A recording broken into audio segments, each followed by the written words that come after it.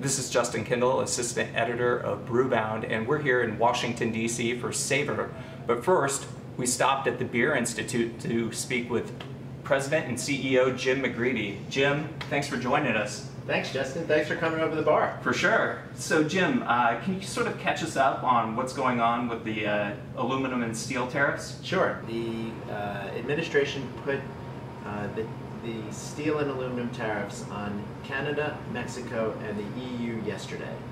They were exempted up until yesterday, so they were exempted for the first 3 months of the tariff implementation, and now they are included in the 10% aluminum tariff, which is particularly important to beer brewers, or difficult for beer brewers.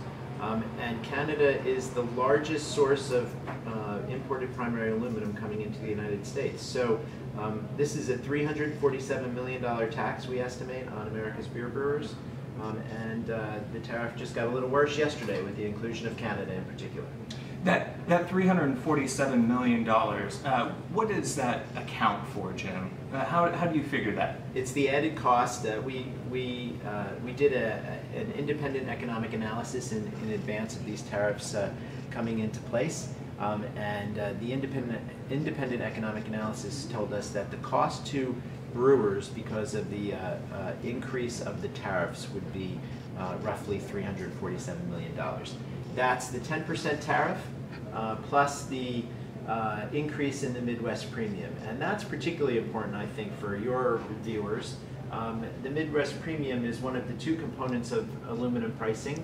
It's the shipping and handling fee that the producers charge the brewers to get the metal to the United States. And that has gone up a whopping 135% just since January.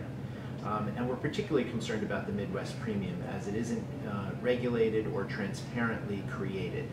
And I think that's a potential area for policymakers to help us mitigate the impacts of these tariffs. You and P Corps and others have called for changes in this Midwest premium. What can be done there? Well, first thing to do is shine a light on it. It's a very, even though it's a very important part of aluminum pricing, it's really a very esoteric part as well. So we have to go up and educate policymakers on the Hill, educate people in the administration, even the folks who have worked on investigating this tariff and implementing it really don't understand how the beer business works, sadly, and they don't understand this Midwest premium. So we're really trying to shine a light on it right now, educating policymakers and urging them to help us with the Midwest premium. We are paying the tariff. The tariff is unlikely to go away anytime soon. And President Trump has said, basically, take one for the team here, Team USA, and brewers are taking one for Team USA. But if they could help us on making the Midwest premium less of a fluctuating target and more of a stable fee that aligns with market fundamentals, that would be very helpful to brewers. These tariffs that went into effect at midnight on foreign steel and aluminum, what can be done now? I mean, is there a chance of a repeal? Like, what is the Beer Institute and other trade groups doing to sort of, get relief for brewers? Well, very few people in Washington, D.C. thought that these tariffs were a good idea. Unfortunately, the Commerce Secretary of the United States, Wilbur Ross, and the President of the United States, Donald J. Trump, were two of the only people that thought this was a good idea. The President has a wide authority here to investigate the potential of creating the tariffs and then creating them. So they are here, and they are likely to be here for a while. But it's incumbent on us as advocates for the industry to educate policymakers on the Hill in particular as to the impacts on our industry. So we're doing that. We're talking to the administration about various ways they could help us, as I talked about, trying to find some ways to mitigate this Midwest premium impact.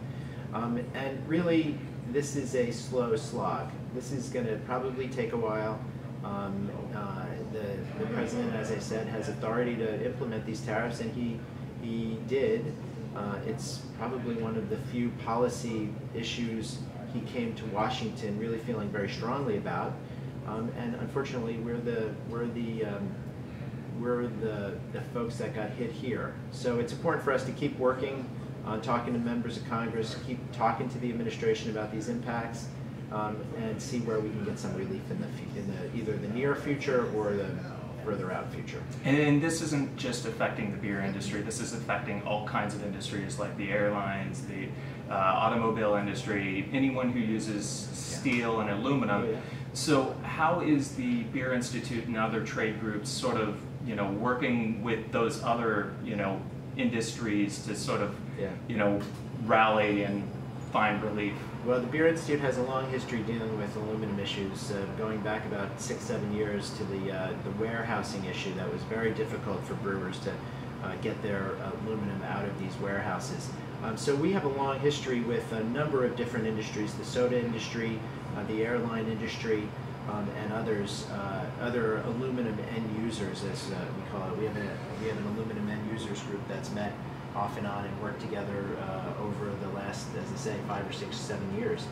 So we have a lot of allies here. These tariffs have only created more groups and more allies for us to work with. The food can makers, the can manufacturers, the soda industry, automakers, the airline makers, as you said. So there's a lot of folks that we can work with on this, and hopefully that's where we can find some relief. The more end users that are affected, the more we can make the case with data that we are truly affected, the more stories we could tell about the impact on businesses large and small, the more chance we have to either end these tariffs or mitigate their impact. How will these tariffs affect the beer drinker? What's going to happen there? Well, we benefited from tax reform in late December when President Trump signed the tax bill, and folks got relief in a lot of different ways, including relief on the federal excise tax. Government gives with one hand in this instance and takes with another. The impact of the tax breaks was about $150 million to beer brewers, and the impact of the tariffs is roughly $350 million. So we're going to see impacts in a variety of ways. I know, speaking to brewers around the country, they knew exactly how much they were getting from the Craft Beverage Modernization and Tax Reform Act, and they knew exactly what they were going to do with it, or had very good ideas.